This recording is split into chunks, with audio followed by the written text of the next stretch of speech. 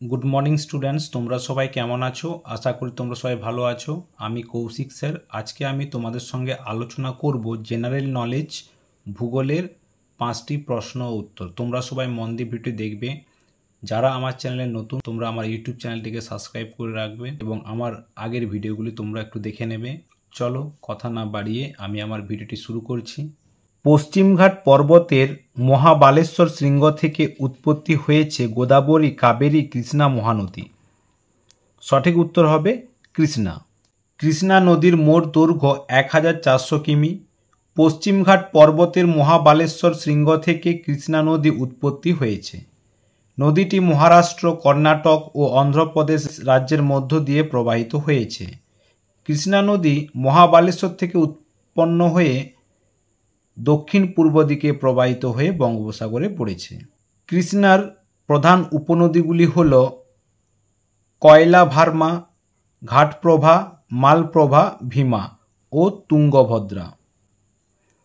শাখা নদীগুলি হল ভামসধারা ও নাগবতী।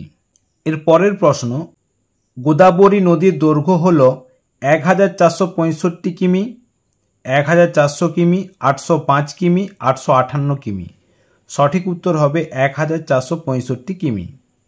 গোদাবরী নদীর দৈর্ঘ্য 1465 কিমি।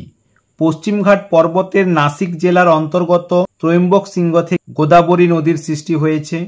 মহারাষ্ট্র ও অন্ধ্রপ্রদেশ রাজ্যের উপর দিয়ে এই নদীটি বিস্তার লাভ করেছে। নদীটি উৎসস্থল থেকে পূর্ব দিকে প্রবাহিত হয়ে বঙ্গোপসাগরে পড়েছে।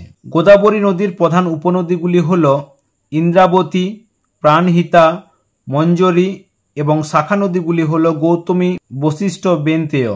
দক্ষিণ ভারতে এই নদীটি খুব বড় হওয়ায় একে দক্ষিণ ভারতের গঙ্গা বলে। ব্রাহ্মণী নদী কোন নদীর উপনদী? কাবেরী, কৃষ্ণা, গোদাবরী, মহানদী। সঠিক উত্তর হবে মহানদী। পূর্ব ভারতের প্রধান নদী হল মহানদী। এর দৈর্ঘ্য 858 কিমি। ছত্তিশগড়ের রায়পুর জেলার সিহোয়া পাহাড় থেকে মহানদীর উদ্ভব হয়েছে। নদীটি ওড়িশা ও ছত্তিশগড় রাজ্যের মধ্য দিয়ে প্রবাহিত হয়েছে।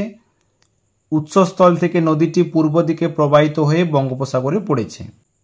মহানদী নদীর প্রধান প্রধান উপনদীগুলি হল ব্রাহ্মণী, বৈতরণী, মান্দ, হাঁসদেত্তইব। বঙ্গোপসাগরের মোহনায় মহানদী বদ্বীপ গঠন করেছে। এর পরের প্রশ্ন, পৃথিবীর বৃহত্তম ম্যানগ্রোভ অরণ্য অঞ্চল কোন রাজ্যে অবস্থিত? কর্ণাটক, বিহার, পশ্চিমবঙ্গ, তেলেঙ্গানা। সঠিক উত্তর হবে পশ্চিমবঙ্গের সুন্দরবন। গঙ্গা, মহানদী, গোদাবরী, কৃষ্ণা ও কাবেরী নদীর বদ্বীপে ম্যানগ্রোভ অরণ্য জন্মায়। তবে সুন্দরবন হল পৃথিবীর বৃহত্তম ম্যানগ্রোভ অরণ্য অঞ্চল। ম্যানগ্রোভ অরণ্যের গাছগুলি বৈশিষ্ট্য হচ্ছে শ্বাসমূল থাকে, ঠেসমূল দেখা যায়, পাতাগুলিতে মোমের ন্যায় প্রলেপ থাকে, সারা বছর গাছগুলিতে পাতা থাকে, কাণ্ডগুলি সুদৃঢ় হয়।